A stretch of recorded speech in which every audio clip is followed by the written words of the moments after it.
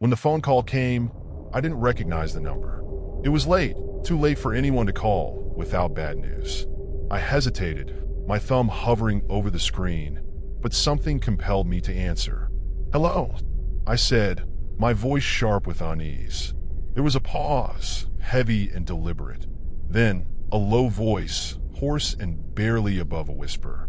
"The well remembers." My stomach dropped. Before I could respond, the line went dead. It didn't make sense. The voice was unfamiliar, the words cryptic. Yet, the moment I heard them, memories I thought I had buried deep came rushing back. The summer I spent at my grandparents' old farm, the overgrown fields, the sagging barn, and the well. It was hidden at the edge of the property, a crumbling, moss-covered relic from another time. My grandfather had always warned me to stay away, claiming it was dangerous, but his tone was always too sharp, too urgent, as though there was something more he wasn't telling me.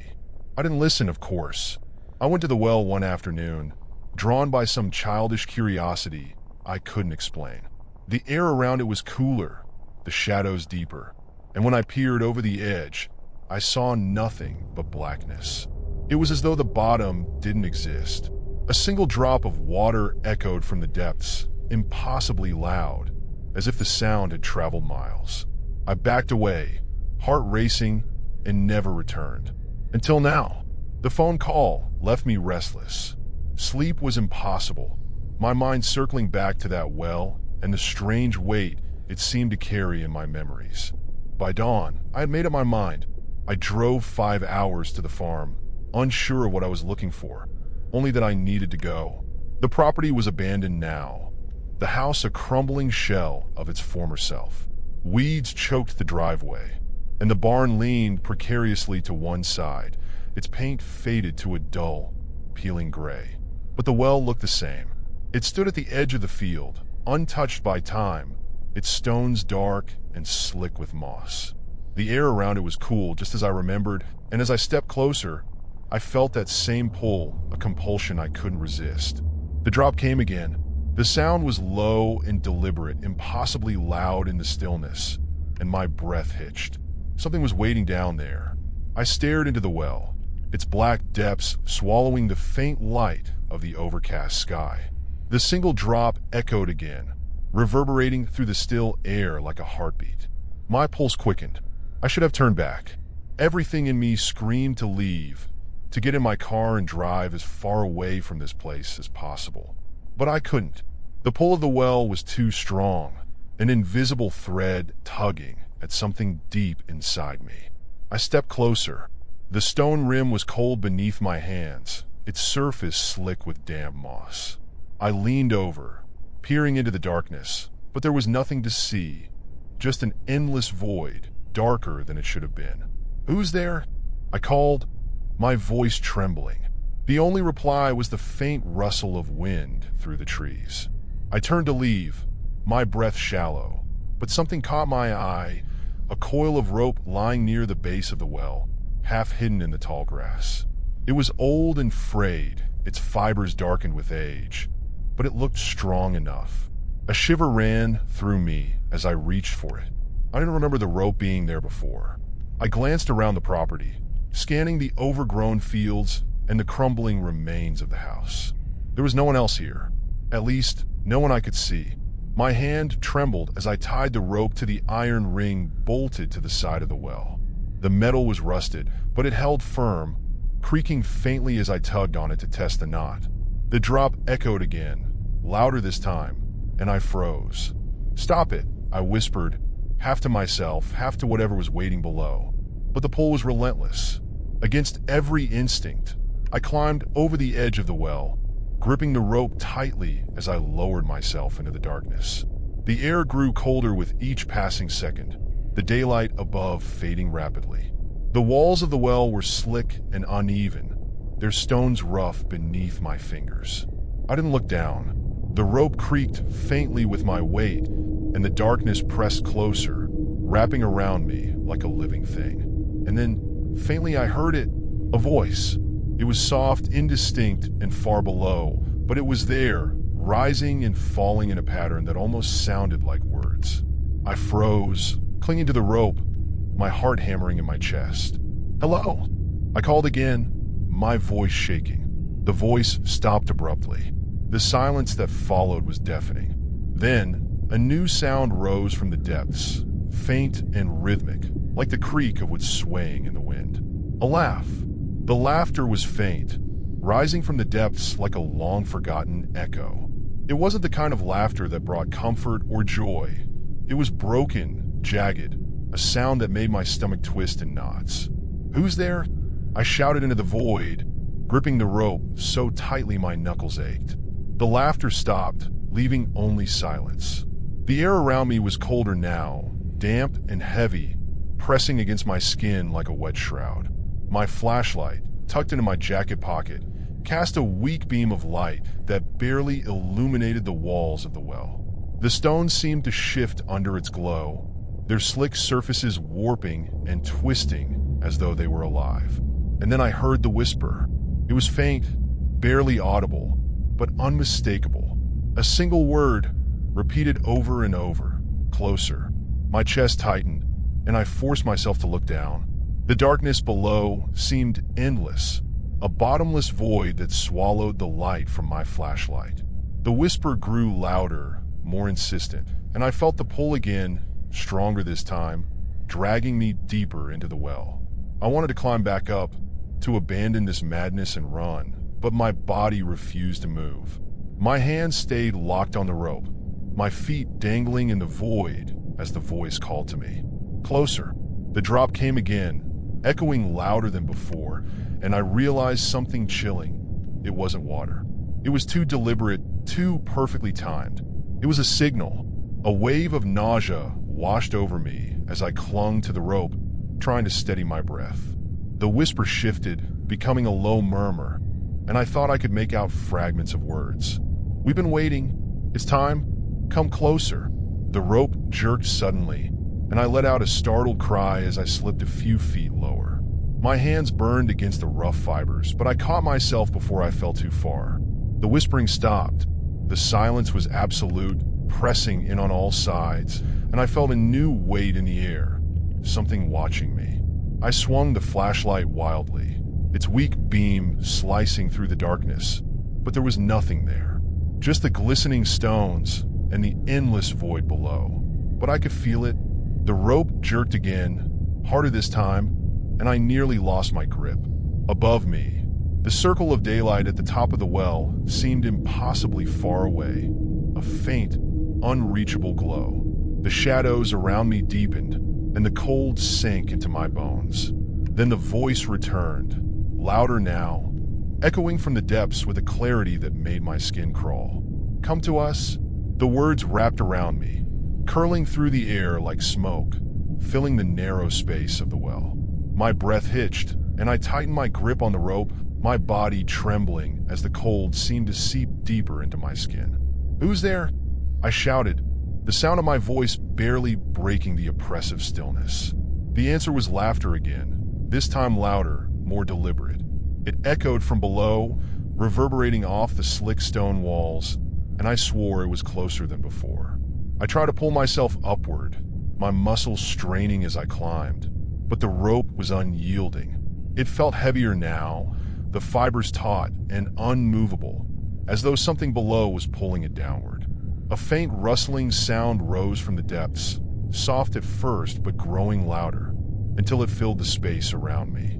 It wasn't just one sound, it was many. Whispered voices, the scrape of claws against stone, the wet slither of something unseen moving in the dark.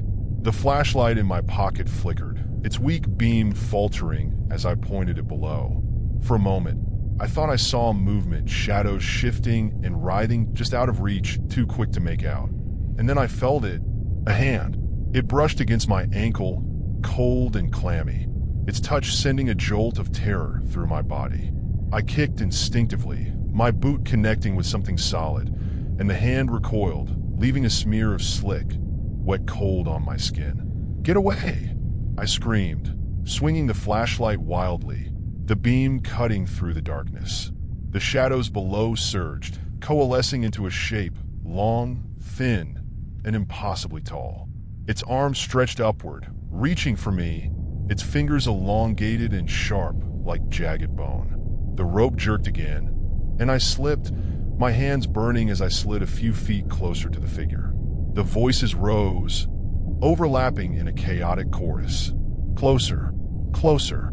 It is time. The figure's head tilted upward, and though its face was hidden in shadow, I could feel its gaze. Cold, hollow, and ancient, it bore into me, freezing me in place. The rope beneath my hands began to fray, the fibers snapping one by one, and panic surged through me. I clawed at the rope, trying to climb higher, but my hands slipped against the wet, rough surface. The figure reached for me again, its elongated fingers brushing against the soles of my boots. The flashlight flickered and died, plunging me into total darkness. The voices stopped, and then, from the depths, came a low, guttural whisper. "We are waiting."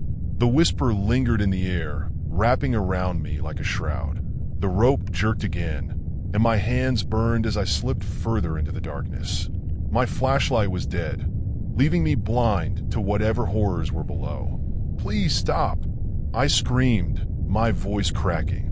The only reply was silence, thick, oppressive silence that pressed against my ears. My breath came in ragged gasps, the cold biting into my skin, and for a moment, I thought the shadows had retreated. But then I felt it again. The hand gripped my boot this time, its icy fingers wrapping around my ankle with impossible strength. I kicked wildly, my boot striking something hard and unyielding, but the grip didn't loosen. The rope snapped again, a few more fibers giving way, and I let out a strangled cry as I slid further down. "No!" I shouted, clawing at the rope. "Let me go!" The whispers returned, louder now, their overlapping voices filling the well. "You cannot leave. You belong to us." I kicked again, harder this time, and the hand finally released me. My body swung violently, the rope creaking under my weight as I tried to steady myself. The shadows below shifted, and I could feel them moving, their presence an unnatural weight in the air. The rope was fraying faster now, strands snapping one by one, and I knew I didn't have much time.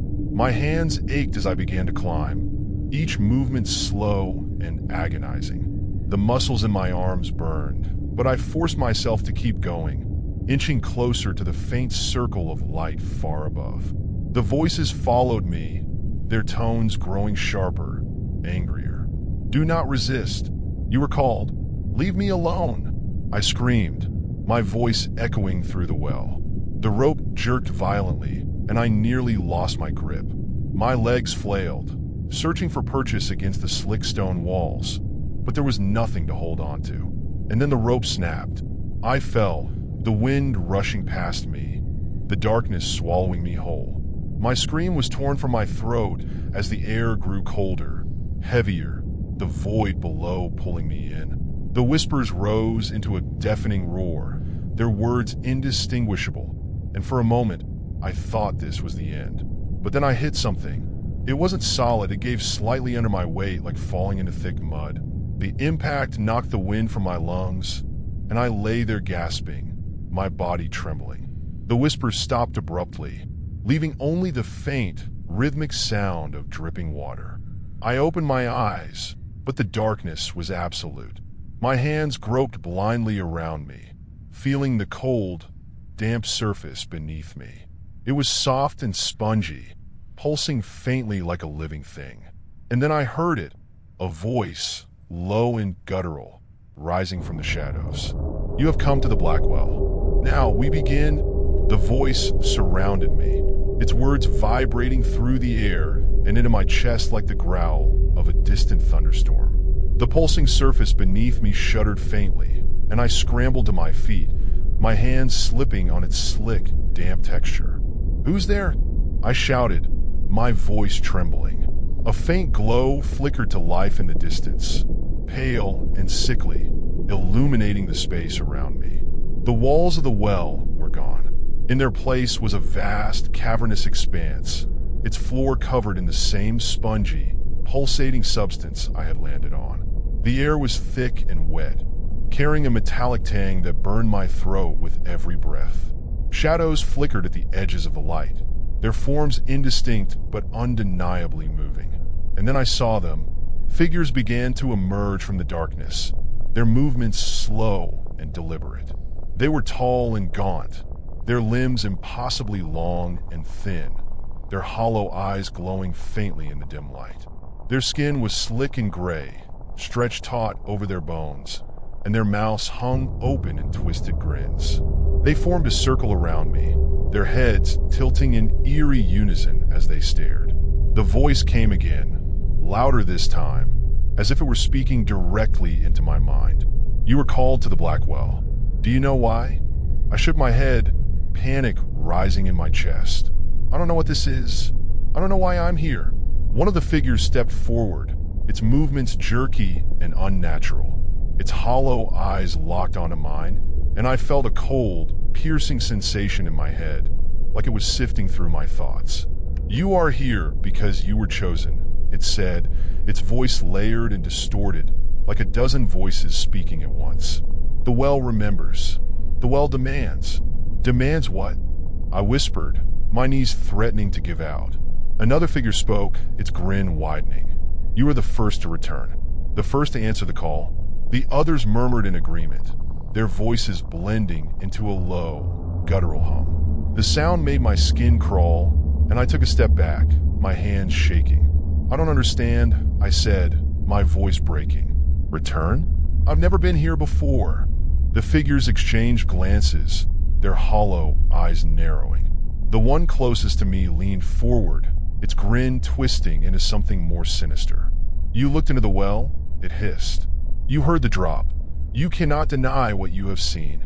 Memories surged to the surface, fleeting images of my childhood summers on the farm, the old well at the edge of the property, the endless black void beneath its surface. I remembered the drop, the sound that echoed in my ears long after I had walked away. And now I was here. "What do you want from me?" I asked, my voice trembling. The voice from the shadows answered, its tone cold and final. "The well must be fed." The figures moved closer, their long, skeletal arms reaching toward me. The pulsing floor beneath my feet began to shift, its surface rippling as though something massive was moving beneath it. A deep, guttural growl rose from the darkness, and the glow around me dimmed. I turned to run, but the figures were already closing in. The figures closed in, their twisted forms gliding over the pulsing ground like shadows given life. Their hollow eyes gleamed faintly, and their hands stretched toward me, bony fingers curling as if ready to drag me down. "Stay back!" I screamed, stumbling backward, my feet slipping on the slick, spongy surface. The figures didn't stop. Their low, guttural murmurs filled the cavern, blending with the faint hum of the well's strange energy. The ground beneath me trembled violently, and the rippling surface bulged upward. Something enormous stirred below, its movements sending waves of pressure through the air. The metallic tang in my throat grew stronger, almost choking me, and a deep, resonant growl rose from the depths. The figures halted suddenly, their heads snapping upward in unison as if they were listening. The murmurs stopped, replaced by a tense, suffocating silence. And then the voice returned, louder and more commanding. "It wakes. The well demands its tribute." The ground beneath my feet buckled, and I fell hard, the impact jarring my spine. I scrambled to my hands and knees, gasping for air, as the rippling surface split open. A massive shape began to rise from the fissure, its form shrouded in darkness. It was impossibly large, its edges indistinct, as though it couldn't fully exist in this world. The air around it grew colder, heavier, and the growl deepened into a low, guttural rumble that vibrated through my chest. The figures began to chant, their voices sharp and discordant. "The first has returned. The well will be fed." "No!" I shouted, my voice cracking. "I'm not feeding anything. Let me go." The massive shape moved closer, its bulk shifting with a horrifying grace. I could feel its gaze on me, though it had no eyes, only a vast, gaping maw that opened and closed rhythmically, exhaling cold, fetid air. The chanting grew louder, the figures moving in a circle around me, their hollow eyes fixed on the rising shape. "The well remembers," one of them said, its voice cutting through the din. "It will take what it is owed." I tried to stand, but the pulsing ground held me fast, its slick surface sucking at my hands and knees. My body trembled as the shape loomed over me, its presence overwhelming, its shadow stretching across the cavern like a living thing. The maw opened wide, and I saw it, an endless void, swirling with faint, glimmering lights like distant stars. A sound rose from within it, a deep, resonant hum that made my vision blur and my ears ache. The voice from the shadows spoke again, its tone final. "You will feed the well." The massive, shadowy shape loomed closer, its vast maw a swirling void that seemed to pull at the air itself. The faint glimmers of light inside it, like stars caught in a storm, danced hypnotically, drawing my gaze despite the terror flooding my chest.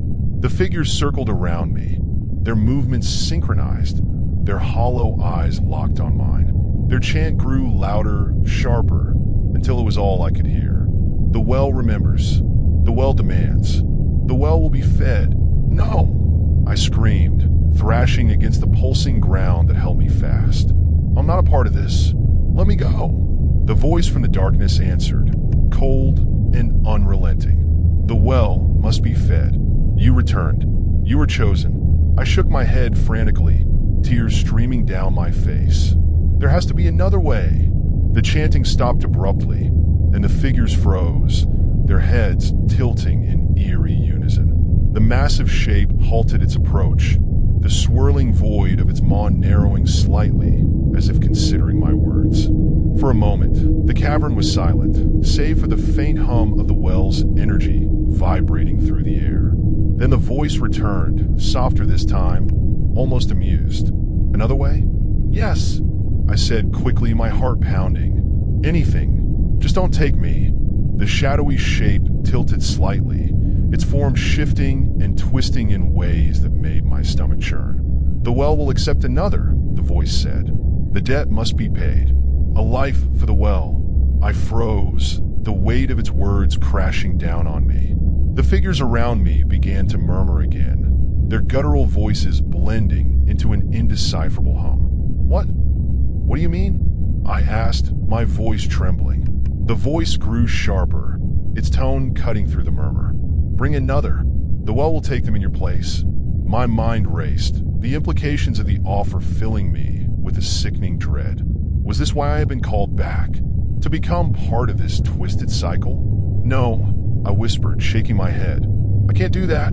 The figures hissed in unison, their hollow eyes narrowing. The shadowy shape shifted, the swirling void of its maw expanding again, and the pull of its presence grew stronger. "Then the well will take you." The ground beneath me trembled violently, the pulsing surface rippling as if something enormous was rising from below. The figures began to close in, their skeletal hands outstretched, their movements deliberate and menacing. "Wait!" I shouted, panic clawing at my throat. "Give me time." The voice paused, its tone darkly amused. "Time? Yes," I said, desperation thick in my voice. "Give me time to find someone." The shadowy shape leaned closer, its swirling maw mere inches from me. The lights within it flickered and twisted, and the cold emanating from it was suffocating. "The well will wait," the voice said finally. "But not forever." The pulsing ground released me suddenly, and I collapsed to the floor, gasping for air. The figures retreated into the shadows, their murmurs fading into silence, and the massive shape began to sink back into the darkness. As it vanished, the voice echoed one last time, cold and final. "The well will take what it is owed." When I woke, I was lying on solid ground, the damp, pulsing surface of the well's depths gone. My body ached, my hands raw from gripping the rope, and every breath burned as if I had been running for hours. Above me, the sky was gray, the faint light of dawn creeping over the horizon. I was back at the edge of the old farm, sprawled near the crumbling stones of the well.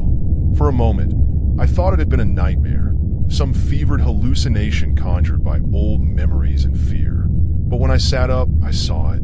The rope, frayed and coiled beside the well, was blackened and damp, as if it had been dragged through something vile.